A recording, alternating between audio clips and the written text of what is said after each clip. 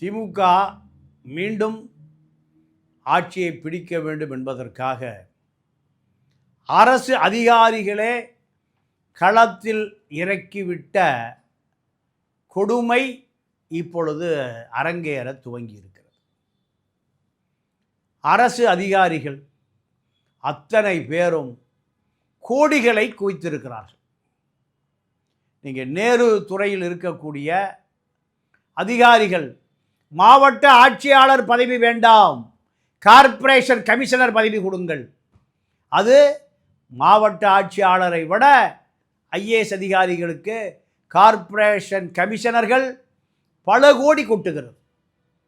மக்கள் வரிப்பணம் பல கோடி வசூலிக்கப்பட்டு அது திருப்பி ஒப்பந்தத்தின் அடிப்படையில் அந்த மாநகராட்சி குறைந்தபட்சம் ஒரு 500 கோடி ரூபாய் ஒரு வருடத்திற்கு.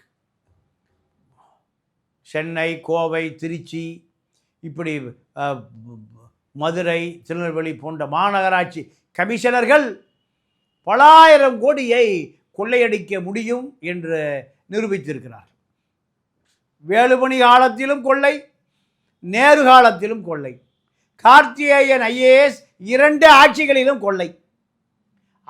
அமைச்சர்களுக்கு இணையான பல 1000 கோடிகளை குவித்திருக்கிறார் பிரகாஷ் ஐஏஎஸ், கார்த்திகேயன் ஐஏஎஸ்.